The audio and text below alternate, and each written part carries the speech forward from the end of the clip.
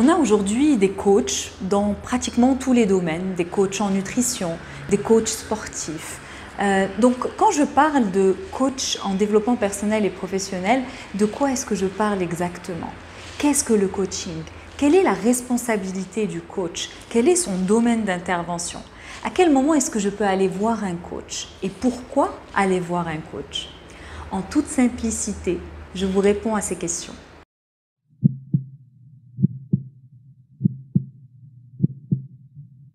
Réveille-toi. Audio Jungle.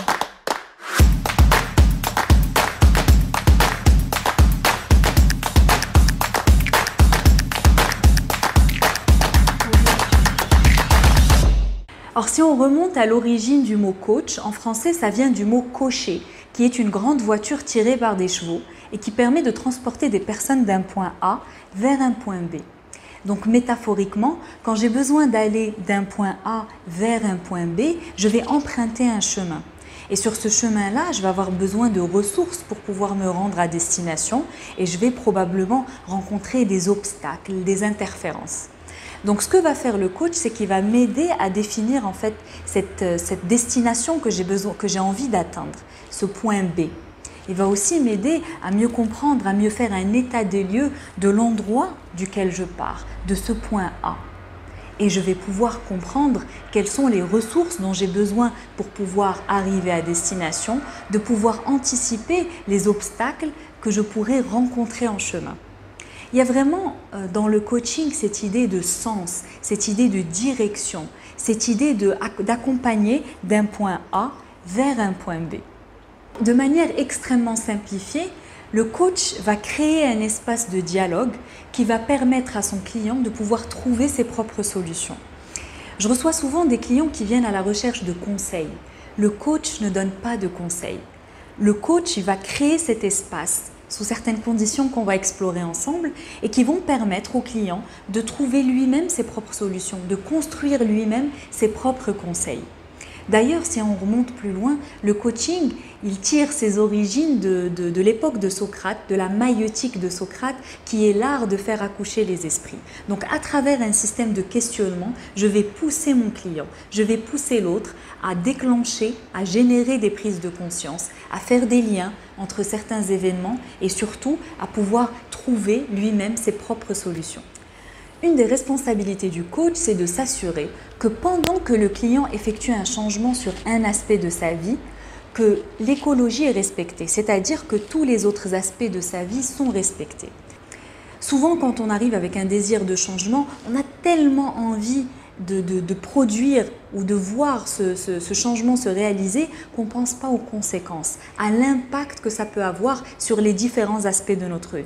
Le coach est là pour pouvoir mettre la lumière sur ces aspects et de s'assurer que quand je vais vers ce changement, j'ai bien pris en compte l'écologie, j'ai bien pris en compte l'ensemble des autres aspects de ma vie pour qu'un changement ne déclenche pas de conséquences graves, entre guillemets, que je n'aurais pas anticipées en amont. Oui, je parle de clients et ça peut parfois sembler assez étonnant, mais dans le coaching, on n'est pas dans une relation thérapeutique. On est vraiment dans une relation contractuelle d'accompagnement. Je ne vais pas voir un coach parce que j'ai une pathologie, je vais voir un coach pour m'aider à m'accompagner dans l'atteinte d'un objectif. Or, la première condition, c'est d'avoir le désir de changer. Comme le dit Pierre Blanc-Sanoun, sans désir de changer, il n'y a pas de coaching. Le désir de changer, c'est vraiment ce qui va être le pivot du coaching. Sans ça, on ne peut pas faire de coaching. Peu importe ce qui motive derrière le désir de changer, est-ce que c'est parce que je veux plus de la situation que je vis actuellement ou parce que je veux au contraire atteindre quelque chose, un rêve, quelque chose limite de fantasmer, mais peu importe en fait d'où ça vient, peu importe ce qui me pousse à vouloir ce changement, à désirer ce changement.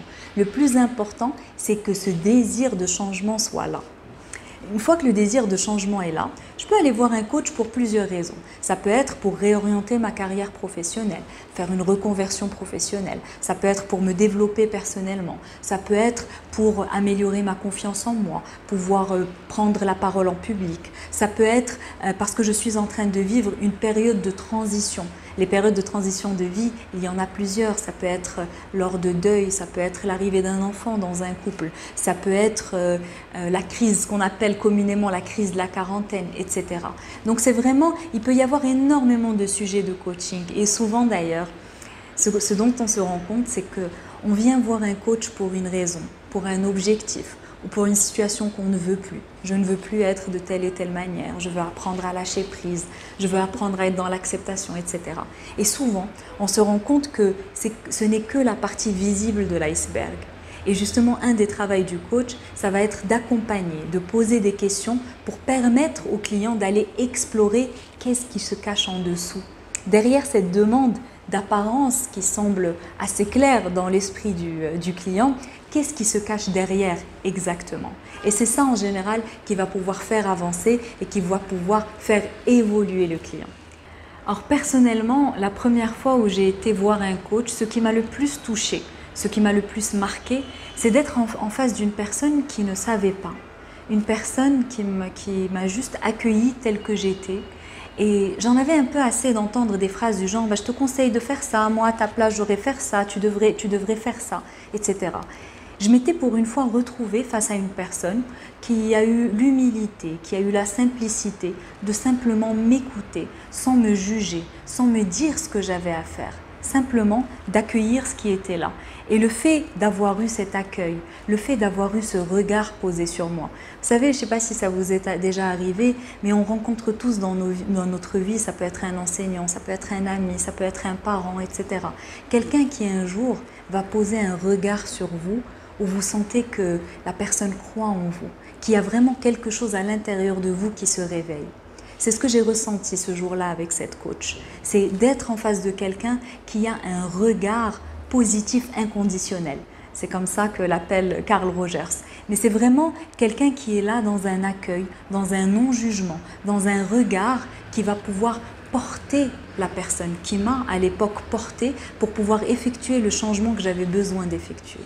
Je vous laisse avec cette réflexion de John Ruskin qui dit « La plus grande récompense de nos efforts, ce n'est pas ce qu'ils nous apportent, mais ce qu'ils nous permettent de devenir. » Et vous, qui vous autorisez-vous à devenir? Observez comment ces mots résonnent.